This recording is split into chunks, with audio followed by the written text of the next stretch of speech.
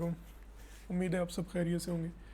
अच्छा, आज का हमारा जो मेन टॉपिक है वो ये है कि हम देखेंगे कि फ्लटर का प्रोजेक्ट जो है उसका स्ट्रक्चर क्या होता है। बेसिकली जो स्ट्रक्चर होता है ये बहुत ही इंपॉर्टेंट होता है in terms of speed, quality. उसके बाद जब हम मैनेज कर रहे होते हैं चीज़ों को, अपने प्रोजेक्ट को मैनेज कर रहे होते हैं, क्योंकि सारे प्रोजेक्ट्स छोटे नहीं होते जैसे हमारे फाइनल प्रोजेक्ट्स होते हैं। तो वैसे जो है ना हम नॉर्मल प्रोजेक्ट्स पे काम कर रहे होते हैं। तो मसला ये है कि अगर प्रोजेक्ट बहुत बड़ा हो जाए, मतलब कोई ऐसा प्रोजेक्ट है जिसके अंदर बहुत सारे मॉड्यूल्स हैं, बहुत सारी चीज़ें हैं, बहुत सारे जो है ना वो पेजेस हैं, स्क्रीन्स हैं, तो उन सबको जब हम मैनेज कर रहे होते हैं तो अगर हम एक ही फोल्डर में सारी चीज़ें रख देंगे तो वो फिर हमारे लिए बाद में वहाँ से कोई चीज़ पिक करना, उसको एडिट करना और जो है उस पर काम करना वो काफ़ी टफ़ हो जाता है। तो इसके लिए कुछ स्ट्रक्चर्स जो है वो मार्केट में काफ़ी ज़्यादा चल रहे हैं, फ्लटर के अंदर भी, और इस तरह से बाकी जितने भी हम फ्रेमवर्क्स पे काम करते हैं हर एक का अपना अपना एक स्ट्रक्चर है जिसके ऊपर लोग काम करते हैं।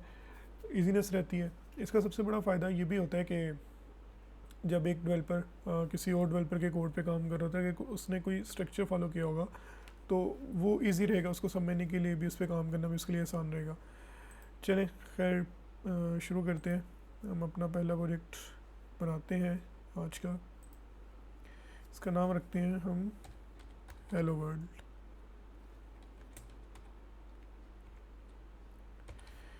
ठीक है जी। इसके लिए हमने कोडलेन स्विफ्ट सेलेक्ट कर ली, एंड्रॉयड, आईओएस, लिनक्स, मैकओएस। तो अभी मुझे मैकओएस, वेब, विंडोज़, लिनक्स के लिए नहीं चाहिए, फिर मैं सिर्फ एंड्रॉयड और आईओएस की देखूँगा। ठीक है, इस तरह से मैं वेब की कर लेता हूँ सेलेक्ट, क्रिएट करता हूँ। तो अब जैसे हम प्रोजेक्ट को क्रिएट करेंगे तो बेसिकली होगा ये कि जो हमारा एंड्रॉयड स्टूडियो है, बल्कि जो फ्लटर का एसडीके है, वो खुद से एक स्ट्रक्चर जो है ना डिफ़ाइन करके देगा। ये उसने एक स्ट्रक्चर बनाया है और कुछ उसने प्री डिफाइंड कोड भी जो है ना लिख दिया है, जिसको रन करने पे हमारे पास जो है वो चीज़ें भी शो हो रही होंगी। इसको रन कर लेते हैं एंड्रॉयड स्टूडियो के इमोलेटर पे। ठीक है, ये मैं आगे चल के आपको ये भी बताऊंगा कि हम इमोलेटर कैसे बनाते हैं, सिमुलेटर कैसे हमारा बनता है, हम इसको रन कैसे करते हैं, इसमें क्या चीज़ें होती हैं। अच्छा, जब तक ये रन होता है हम बात करते हैं कि हमारे पास फोल्डर्स में क्या होता है। तो अगर आप एंड्रॉयड स्टूडियो पे काम कर रहे हैं तो आपने सिंपली एंड्रॉयड की बजाय यहाँ पे प्रोजेक्ट सेलेक्ट कर लेना है, क्योंकि हम फ्लटर के प्रोजेक्ट पे काम कर रहे हैं तो हमें सिर्फ एंड्रॉयड के साथ तो काम नहीं करना, हमें तो मल्टीपल ओएस के लिए जो है ना वो सॉफ्टवेयर बनाने हैं, ऐप्स बनानी है। तो उसके लिए फिर हमें जो है ना प्रोजेक्ट सेलेक्ट करना पड़ेगा ताकि हमारे पास मुकम्मल डिटेल आ जाए। अच्छा, अभी सारे फोल्डर्स जो है वो मिनिमाइज़ है, तो मैं एक दफ़ा आपको फ़ोल्डर्स के हवाले से चीज़ें बता देता हूँ ताकि आपको थोड़ा सा याद रहे जब हम उसमें काम कर रहे होंगे, जब हम उसका नाम लेंगे आगे चल के, तो आपको एटलीस्ट पता हो कि हम किस बारे में बात कर रहे हैं। ठीक है, मैं अपनी ऐप को जो है ना रन भी कर लेता हूँ ताकि एक ऐप जो है वो आपके सामने यहाँ पे शो भी हो जाए। अच्छा, मीनवाइल हम इसको मिनिमाइज़ कर लेते हैं, इसको मज़ीद बड़ा करते हैं। अच्छा, इसको ठीक है। तो ये सबसे पहला हमारे पास फोल्डर है हेलो वर्ल्ड का, उसके बाद है एक्सटर्नल लाइब्रेरी, उसके बाद है स्क्रैचेस एंड कंसोल्स। ठीक है, हमने चेक करना है एक्सटर्नल लाइब्रेरीज़ को।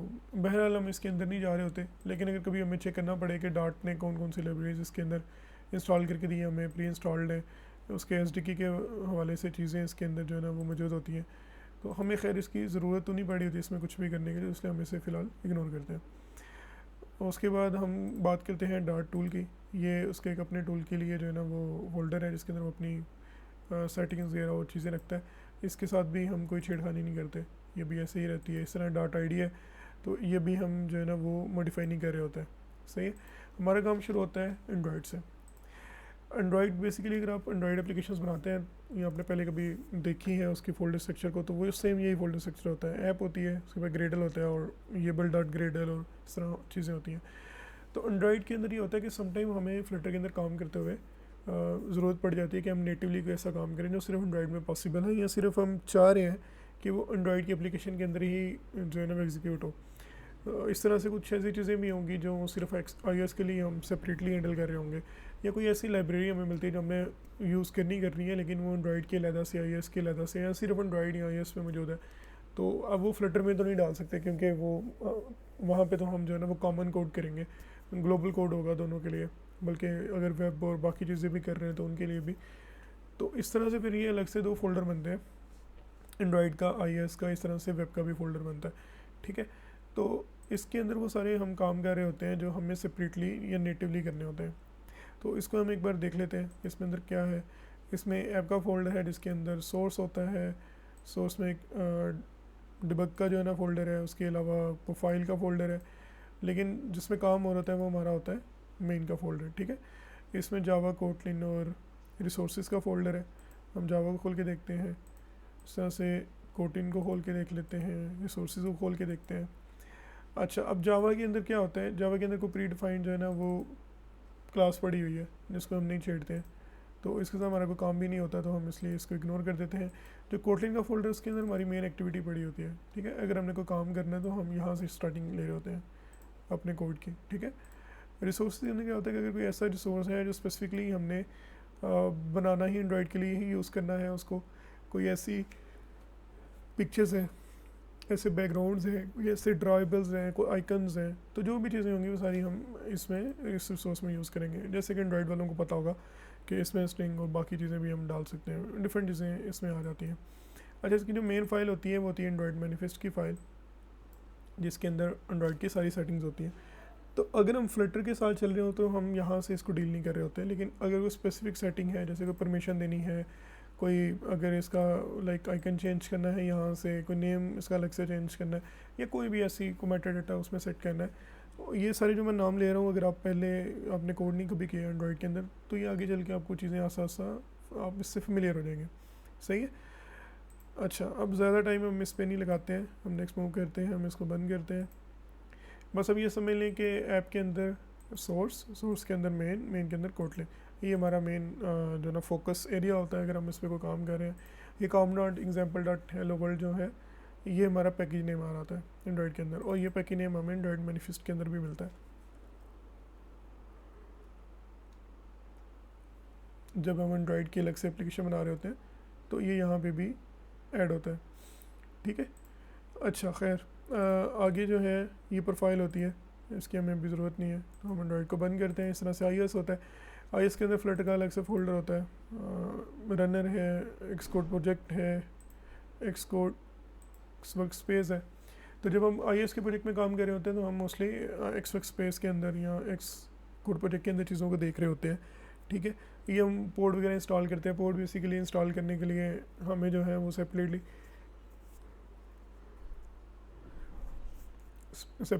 या तो एक्सकोड के अंदर प्रोजेक्ट को ओपन करना पड़ता है और वहाँ से कमांड रन करनी पड़ती है, ये हम कमांड लाइन से उसको अप्रोच करके सीडी करके उसका पाथ दे के और फिर हम उसके अंदर पोर्ट की जो है ना वो फाइल रखते हैं, और वो फाइल के अंदर जितने भी हमारे उसके बाद जो कोकोवा पोर्ट के हमने फ्रेमवर्क से ऐड करने या थर्ड पार्टी लाइब्रेरीज यूज़ करनी होती हैं, तो हम उनको इंस्टॉल करने के लिए ये सब चीज़ें यूज़ करते हैं। तो बहरहाल अभी हमारा इससे भी काम नहीं है क्योंकि हम अभी ग्लोबली लेके चल रहे हैं। जब हम नेटिवली कोड कर रहे होंगे तो हम इसको आगे फर्दर देखेंगे कि इसके ऊपर काम कैसे होता है, ठीक है। अच्छा, लिब के फोल्डर पे जाने से पहले मैं बाकी डिस्कस कर लेता हूँ क्योंकि लिब का फोल्डर जो है ये ज़्यादा इंपॉर्टेंट है। अच्छा, जो टेस्ट का फोल्डर है इसके अंदर सिंपली कोई टेस्ट अगर हमने रन करने हैं, जैसे ये प्री डिफाइंड एक टेस्ट पड़ा हुआ है,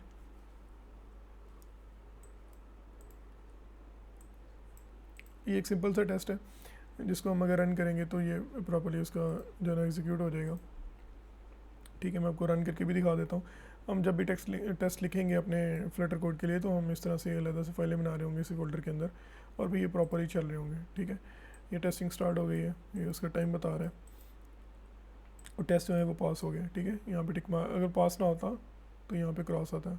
फिलहाल हम इसे बंद कर देते हैं, हमारे इससे भी काम नहीं है। अच्छा, हम नेक्स्ट चलते हैं, हमारे पास है वेब का फोल्डर।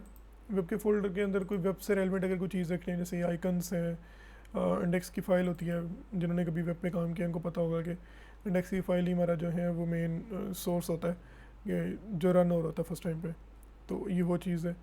इसके अंदर भी मैनिफेस्ट डॉट जेसन है, जिसके अंदर हम मुख्तलिफ किस्म की सेटिंग्स कर सकते हैं, जैसे डिस्प्ले है, बैकग्राउंड कलर है, थीम कलर है, डिस्क्रिप्शन है, उसकी कोई ओरिएंटेशन उसकी सेट करनी है, तो ये सारी चीज़ें हम यहाँ पे भी कर सकते हैं। लेकिन चूँकि हम फ्लटर पे काम करें तो हम मोस्टली चीज़ें फ्लटर से ही डील कर रहे होंगे, सही है। इसके बाद गिट की फ़ाइल है, मेटा डाटा है, इनके साथ हमारा कोई काम नहीं है। हम आगे चल के इसके साथ भी हमें मोस्टली काम नहीं पड़ता। हमारी जो मेन फाइल होती है वो होती है pubspec.yaml। YAML बेसिकली एक अलग से लैंग्वेज है जिसके अंदर ये फ़ाइल बनी होती है। ये फ़ाइल करती क्या है, ये इक्वल होगी, आप ऐसे समझ लें कि जैसे मैनिफेस्ट की फ़ाइल है या ग्रेडल है जिसमें हम सेटिंग्स करते हैं अपनी सारी ऐप की, वैसे ही हम जो है इसके अंदर भी सेटिंग्स कर रहे होते हैं। इसमें सबसे पहले नेम आ जाता है, उसके बाद हम डिस्क्रिप्शन डाल देते हैं। यहाँ पे कोई भी डिस्क्रिप्शन चलेगी। ये वो डिस्क्रिप्शन है जो हमने स्टार्ट में डाली थी, ये वही नाम है जो हमने स्टार्ट में प्रोजेक्ट बनाते हुए डाला था। ठीक है, पब्लिश करने के लिए अगर कोई डिटेल हमने डालनी है वो डाल लेंगे। इसका वर्जन आएगा, इन्वायरमेंट के अंदर एसटीके बताएगा कि कौन से फ्लटर या डॉट के एसटीके के ऊपर ये रन हो रही है।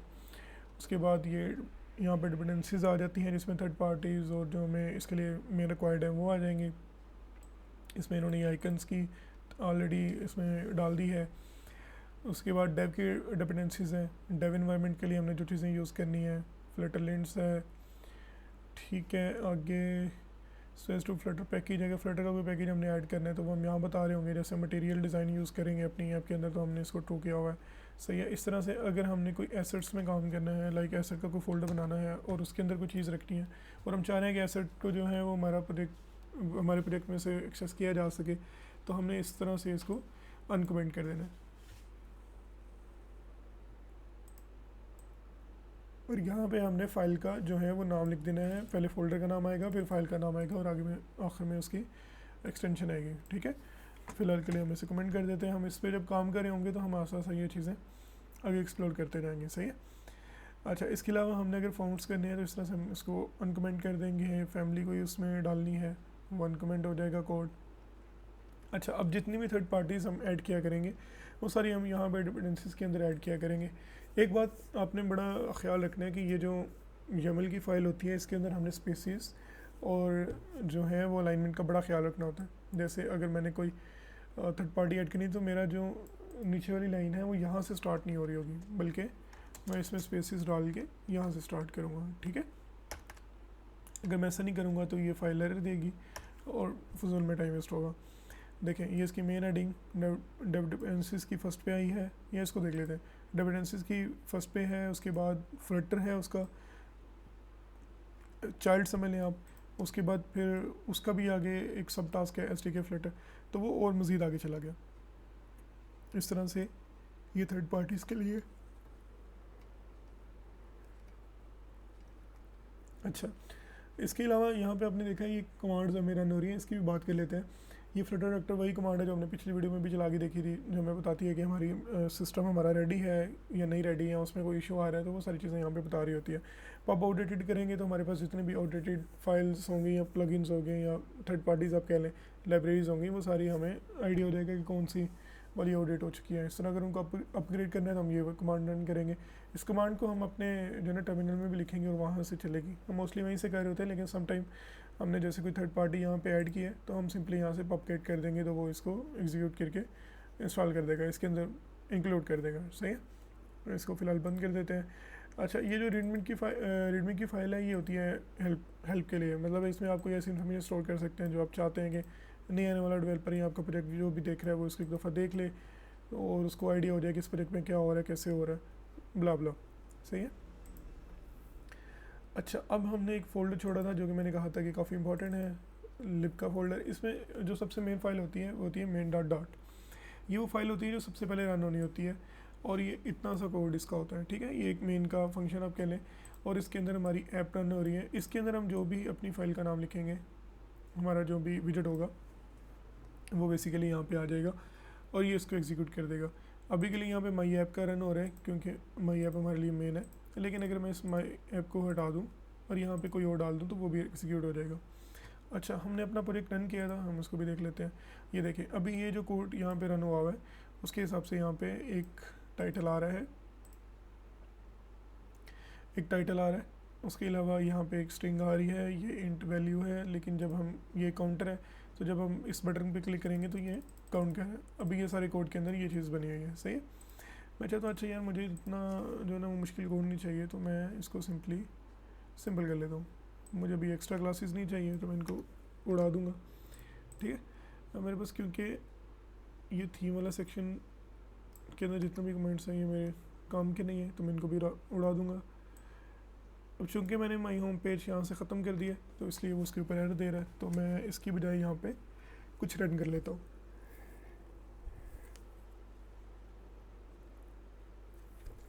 हम इसमें जब भी कर्सर यहाँ पे रखेंगे तो हमें बताएगा कि ये जो मेन विजेट है, ये जो क्लास है, इसको क्या क्या रिक्वायर्ड होगा या इसमें हम क्या क्या दे सकते हैं।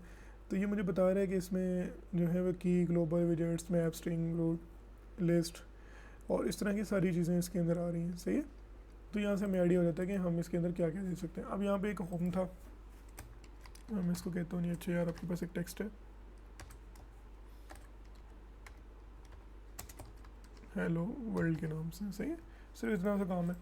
उसका टाइटल फ्लटर डेमो ही रहने दो, या इसको भी हेलो वर्ल्ड टाइप कर लेते हैं। सही है,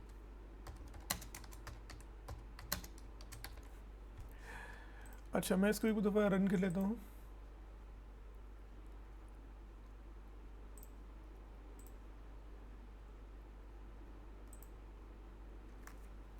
तो ये देखिए ये इस तरह से आ गया। अब क्योंकि इसके अंदर उसमें सारी सेटिंग्स हुई हुई थी, लेकिन यहाँ पे हमने भी कोई सेटिंग नहीं की, तो इस वजह से जो है ना ये डायरेक्टली यहाँ पे आ गया। अच्छा मैं इसको थोड़ा सा बेहतर कर लेता हूँ। मैं कहता हूँ अच्छा यार इसके अंदर ना मैं इसको सेंटर अलाइन कर देता हूँ।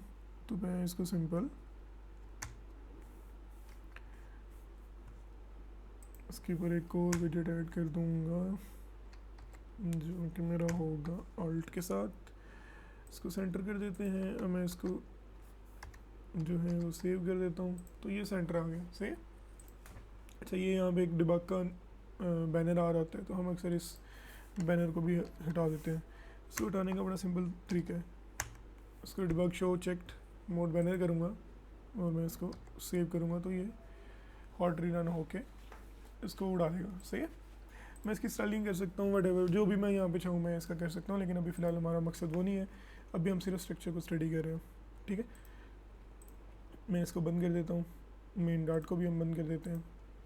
अच्छा अब हम अपने वीडियो के मेन पार्ट पे आते हैं जो कि ज़्यादा इम्पोर्टेंट है।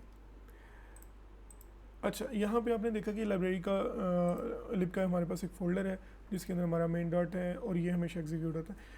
लेकिन ऐसा तो नहीं है कि हमारे पास एक ही फाइल लेनी है, एक ही फाइल के अंदर हमने सारा काम करना है। वैसे पॉसिबल है, हम उसमें कर भी सकते हैं जितनी चीज़ें चाहें, लेकिन वो फाइल बहुत बड़ी हो जाएगी, उसको देखना, समझना, पढ़ना काफ़ी मुश्किल हो जाएगा। तो इसलिए हम क्या करते हैं, हर चीज़ को पार्ट्स में करते हैं, चंक्स में करते हैं। हम उसके जो है ना छोटे छोटे मॉड्यूल बना लेते हैं, हम उनकी जो है वो पार्ट्स में उसको डिवाइड कर लेते हैं और फिर हम उनको एक स्ट्रक्चर में रखते हैं ताकि हमें कल को जब देखें तो हमें एग्जैक्टली पता हो कि हमने किस फोल्डर में जाना है। ये नहीं कि हमने एक एक फ़ोल्डर को खोल के देखना होता है, बल्कि हमें जो है ना हम फेमिलियर होते हैं कि अच्छा हाँ ये फ़लाँ चीज़ फ़लाँ ही फ़ोल्डर में होगी, क्योंकि उन सब का स्ट्रक्चर हमने सेम रखा होगा। तो दो तरह के स्ट्रक्चर ज़्यादा यूज़ होते हैं जो कि मोस्टली प्रैक्टिस चल रही है मार्केट में। एक तो होता है फोल्डर बाय टाइप डोमेन और एक होता है फोल्डर बाय फीचर्स। अच्छा ये क्या चीज़ है, क्यों है, ये मैं बता देता हूँ। अब मैंने आपको बताया था कि यार ये लाइब्रेरी जो है ये हमारा मेन फोल्डर है और इसके अंदर ही हम मेन आगे फोल्डर बनाएंगे। ठीक है, तो एक काम तो ये हो सकता है कि इसके अंदर मैं अपनी मर्ज़ी के जितने मर्ज़ी फोल्डर बना लूँ, ठीक है, उसका कोई भी नाम रख लूँ, लेकिन वो उसको सिर्फ मैं ही समझ सकूँगा क्योंकि मेरा लिखा हुआ कोड होगा, मेरे बनाया हुआ प्रोजेक्ट होगा। लेकिन मैं कोई ऐसी चीज़ करूँगा जो ग्लोबली चल रही होगी, जो सारे लोग यूज़ कर रहे हैं, ताकि कोई भी उसको देखे तो उसको समझ आए और मेरे लिए भी आसानी रहे। तो हम जब एक कोई छोटा प्रोजेक्ट बना रहे होते हैं, जैसे हमको फाइनल ईयर प्रोजेक्ट बना रहे हैं या कोई छोटा सा प्रोजेक्ट है जिसमें बहुत ज़्यादा काम नहीं है, कुछ डिफ़ाइन चीज़ें हैं, कुछ चंद एक मॉड्यूल है, तो इस तरह की कोई चीज़ है, तो फिर तो हम यूज़ कर रहे होते हैं ये वाली approach, folders bye type domain. तो डोमेन के लिहाज से हमारा एक मेन फोल्डर लिब आ गया। इसके अंदर हमने क्या करना है, हमने ये करना है कि हमने स्क्रीन्स का एक फ़ोल्डर बनाना है। मैं आपको बना के भी दिखा देता हूँ। ये देखें, यहाँ पे हमने क्लिक करना है, न्यू पे जाएंगे और हम डायरेक्टरी में जाके यहाँ पे लिख देंगे स्क्रीन्स। ये एक फ़ोल्डर आ जाएगा। ये फ़ोल्डर करेगा क्या, इस फोल्डर के अंदर जितनी भी स्क्रीन्स होंगी यूआई के हवाले से, जो हमें मोबाइल के ऊपर जब हम कोई ऐप ओपन कर रहे होते हैं तो उसके अंदर जो हमें मेन स्क्रीन नज़र आती है उसको बेसिकली एक स्क्रीन कहा जाता है, एक पेज कहा जाता है। वेब के अंदर हम उसको पेज बोल देते हैं, मोबाइल ऐप्स के अंदर हम उसको स्क्रीन कह देते हैं। ठीक है, वो एक व्यू है, यूआई व्यू है, यूज़र इंटरफेस है, तो वो एक स्क्रीन होगी। तो इस तरह से जैसे हमारे पास लॉगिन की स्क्रीन होती है, साइन अप की स्क्रीन है, इसके अलावा डैशबोर्ड की स्क्रीन है और कॉन्टेक्ट अस की स्क्रीन होती है, तो इस तरह डिफरेंट स्क्रीन्स होती हैं। उन सब के लिए मैं एक मेन फोल्डर बनाऊंगा स्क्रीन्स के नाम से, और उसके अंदर जितनी भी स्क्रीन्स आएंगी वो मैं ऐसे करके फाइल बनाऊंगा। जैसे मैं कहता हूँ जी लॉगिन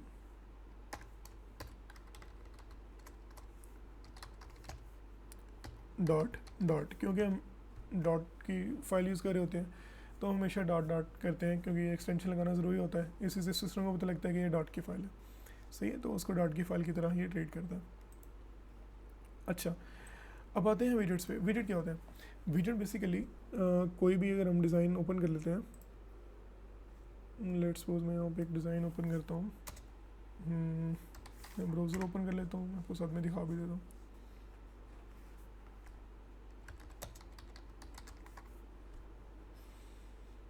सिंपल ये सर्च करते हैं हम, यहाँ से कोई भी डिज़ाइन ओपन कर लेते हैं। चलो कहते हैं कि यार कुछ सिंपल वाला करते हैं ताकि आप लोगों को समझने में आसानी हो, ये वाला कर लेते हैं।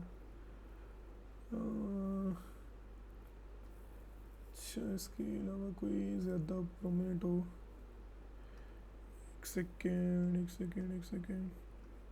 अच्छा ये वाला ठीक है, इसको हम ऐसे ओपन कर लेते हैं।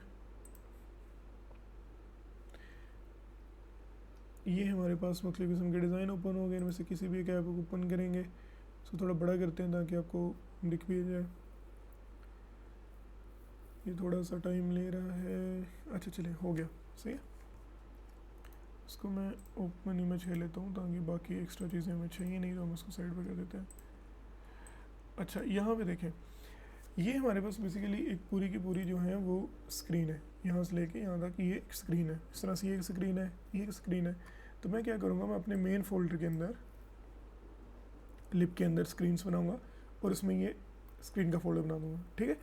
अब मैंने एक स्क्रीन का फोल्डर तो बना दिया, लेकिन इसके अंदर ये छोटी छोटी चीज़ें हैं, जैसे ये सर्च है, ये जो है ये एक आइटम आ रही है, इस तरह से एक कार्ड बना हुआ है, ये एक लिस्ट लगी हुई है, इसके नीचे ये इसके डिफरेंट आइटम्स हैं जिसको हम बॉटम बार नेविगेशन भी बोलते हैं, सही है।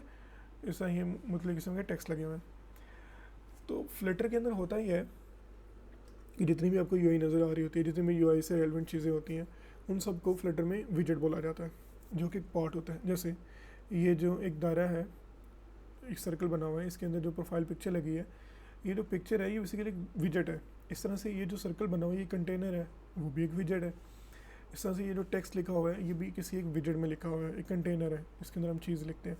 जैसे मैं कहूँगा मैंने बुक ओपन की है, कोई नोटबुक ओपन की है, उसके किसी पेज पे मैंने कुछ लिखना है, तो वो जो नोटबुक का एक पूरा पेज होगा वो एक पूरी स्क्रीन होगी। अब उसकी हर लाइन में मैं जो लिखता जाऊँगा वो समझेंगे अलग अलग विजेट्स में हो रहा है, या हम कुछ चीज़ ड्रा कर रहा हूँ, तो अलग अलग से मैं उसके छोटे छोटे पार्ट्स को मिला के एक पूरा यूआई को जो है ना रेडी कर दूँगा।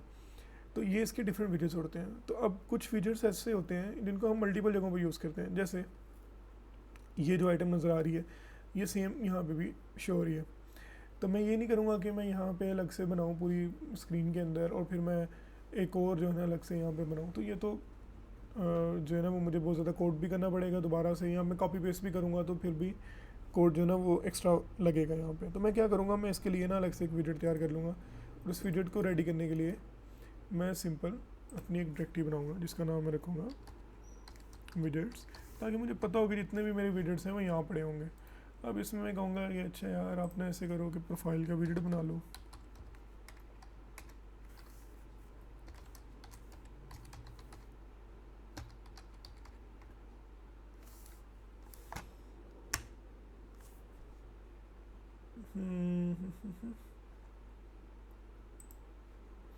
अच्छा, ये प्रोफाइल का एक विजेट बन गया जो कि डार्ट टाइप का था। अच्छा, इसका मैंने जो हमें कैमल केस यूज़ किया, लेकिन इसको मैंने जो है ना वो स्मॉल लेटर पहले रखा है। तो ये क्यों किया है ये हम आगे चल के बात करते हैं, ठीक है। फिलहाल हमारा जो मेन फोकस है वो ये है कि हमारा स्ट्रक्चर कैसे रेडी होता है, स्ट्रक्चर कैसे बनाता है, उसमें क्या क्या चीज़ें होती हैं। इस तरह से ना कुछ सर्विसेज होती हैं, तो हम क्या करते हैं, हम एक सर्विसेज का भी फोल्डर बना लेते हैं। ये मैं सारे बना रहा हूँ लिप के फोल्डर के अंदर, क्योंकि हमारा मेन यही होता है। तो सर्विसेज के अंदर क्या होता है, सर्विसेज के अंदर हमारी डिफरेंट किस्म की, जैसे हम कोई एपी कॉल कर रहे हैं तो वो भी एक सर्विस है। इस तरह से हमने कोई बैकएंड पे कोई मतलब क्यूरी चलाई हुई है, कोई ऐसा थ्रेड चल रहा है, कोई ऐसी चीज़ है जो बार बार रन हो रही है, बैकग्राउंड में कुछ चल रहा है, तो वो भी सर्विस है। इस तरह से हमने जो है वो डेटाबेस में से कोई चीज़ क्यूरी करनी है, वो भी सर्विसेज में आ जाएगी। तो ये डिफरेंट चीज़ें हैं जो सर्विसेज के अंदर हम यहाँ पे रख रहे होते हैं, तो इनको भी हम फाइल की सूरत में यहाँ पे बना रहे होते हैं। सही। अब जब हम इसको बनाएंगे तो आपको ज़रा ज़्यादा चीज़ें समझ आ जाएंगी। अच्छा, इसके बाद हमारे पास आते हैं व्यू मॉडल्स। व्यू मॉडल्स के अंदर हम बेसिकली ये करते हैं कि जितनी भी हमने स्क्रीन रेडी की होती है, जो हमारे व्यूज़ होते हैं को रेडी किया होता है, उनके साथ इंटरेक्ट करने के लिए हम व्यू मॉडल्स का एक फोल्डर बनाते हैं। उसके अंदर हम अपना जितनी भी बिजनेस लॉजिक है वो वहाँ पे लिख देते हैं, जो कि हमारी सर्विसेज को, विजेट्स को, सर्विसेज को और स्क्रीन्स को हमारी कनेक्ट करी होती है आपस में। तो ये इसका मेन मकसद यही होता है व्यू मॉडल का। लेकिन जब हम इस पर काम करेंगे तो हम इसको मज़ीद डिफरेंट तरीके से जो है ना वो एक्सप्लोर कर सकेंगे, और मैं इसको बेहतर तरीके से एक्सप्लेन भी कर सकूँगा, क्योंकि जो है ना वो डिफरेंट किस्म के आगे आर्किटेक्ट भी आएंगे हमारे पास।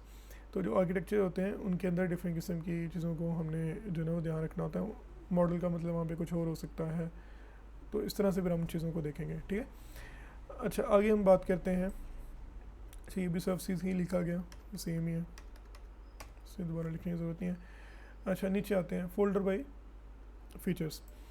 अच्छा, पहले वाला ये था कि हमारे जितने भी फीचर्स हैं सारे हमने स्क्रीन्स में डाल दिए, उन फीचर्स की जितनी सर्विसेज हैं सर्विसेज में डाल दी, उन सर्विसेज के जितने भी उन स्क्रीन्स के जितने भी व्यू मॉडल्स हैं वो हमने व्यू मॉडल्स में डाल दिया, और जितने भी विजेट्स हैं वो हमने इकट्ठे विजेट्स में डाल दिए।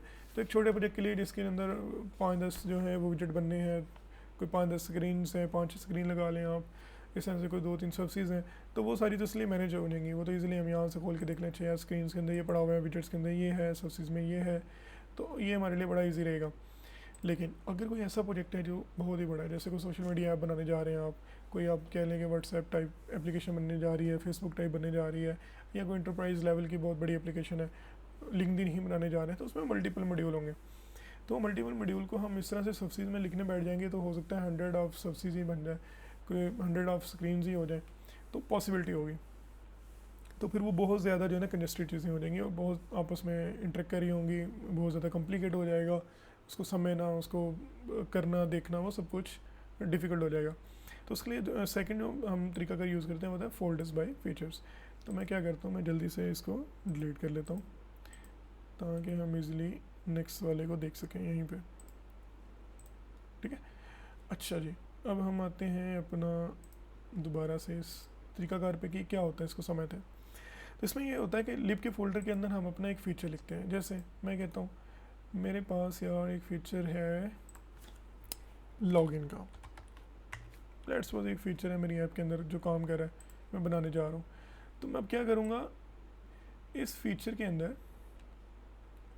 जो है वो जितनी भी स्क्रीन्स होंगी लॉगिन के हवाले से, अब हो सकता है मैंने 2-3 स्क्रीन्स बनाई हो, login with Gmail, login with Facebook, login with email, login with phone, और इस तरह से मैंने डिफरेंट स्क्रीन्स में उनको टैकल किया हो।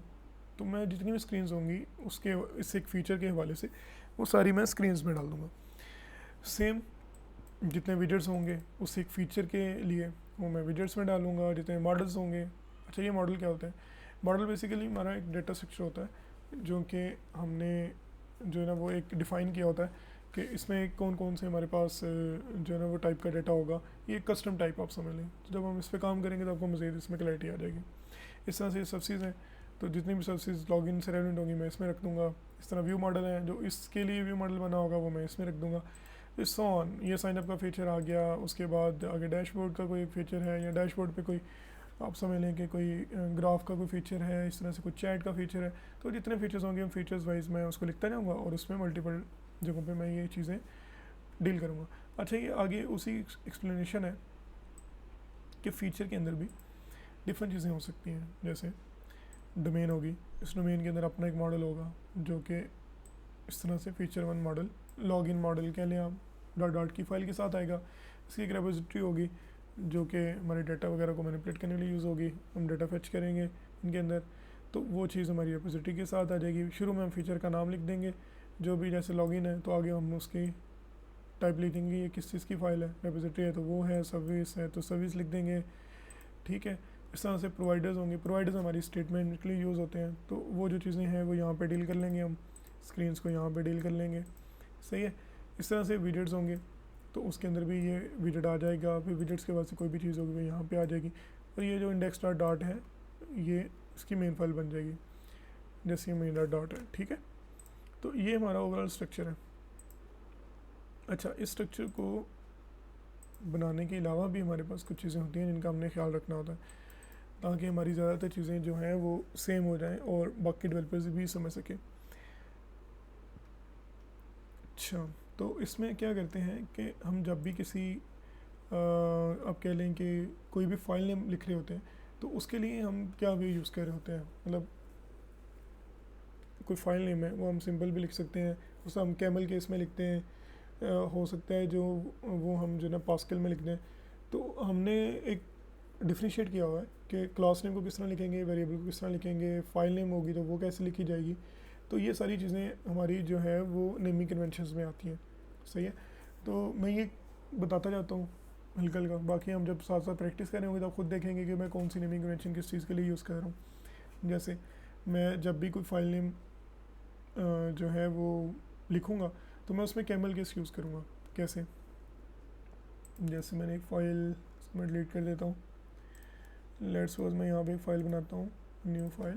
तो मैंने एक फ़ाइल बनानी है जिसका नाम है कोई विजेट है, तो मैं लिखूँगा माई विजेट डॉट, ठीक है। तो ये हमारा कैमल केस में आ गया।